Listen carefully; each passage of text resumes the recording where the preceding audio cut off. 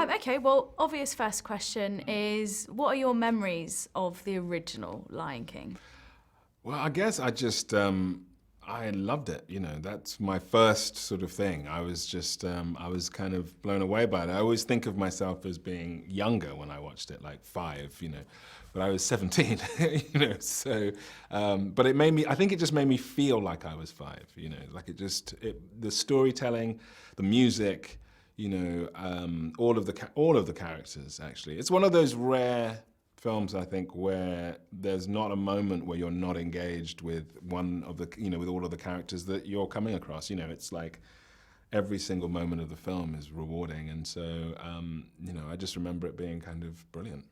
It must have been quite surreal when you got to the stage of, you being involved and taking on such an iconic character that, like you say, has almost like shaped a lot of people's lives. Like, that must have been bizarre. No, incredible, and it is an absolutely iconic character and performance by Jeremy Irons, in the original. It's just so brilliant, and but it's just very exciting to be asked to be involved and then to look at what would be, in this very different version in the way that it looks and the way that it feels, whether and in what way that would change how I would play Scar, and just what that psychological difference would be, what we're sort of trying to uncover, So I was very interested in looking at, and just seeing if there was any room to approach it in a slightly different way and to see. And I always think there is, by the way, I always think that with anything, I've seen so many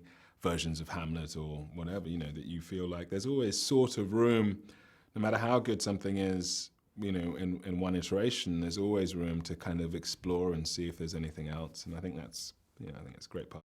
I think you've got the best line of the whole movie. I've always thought it, even from when I watched the original, was "I killed Mufasa." It's the best line. It's just the way he says it as well. It's so just powerful.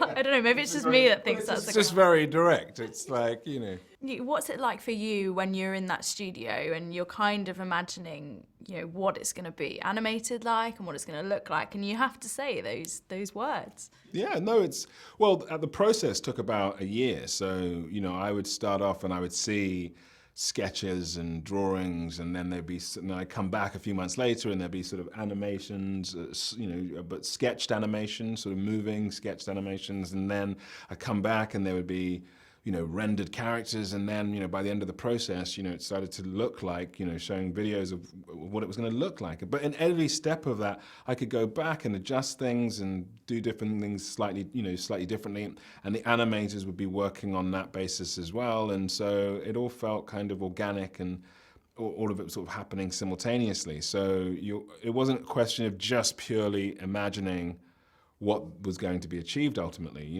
It was also being able to see some of it and then adjust character on that basis. I mean, the animation's just insane. One of my friends actually worked on the movie, and just to see, and for you, when you saw the finished article, you must have been blown away as well. Yeah, absolutely blown away. Yeah, no, incredible just to look at and do, and I was, I was a bit confused as well. I was like, is that like,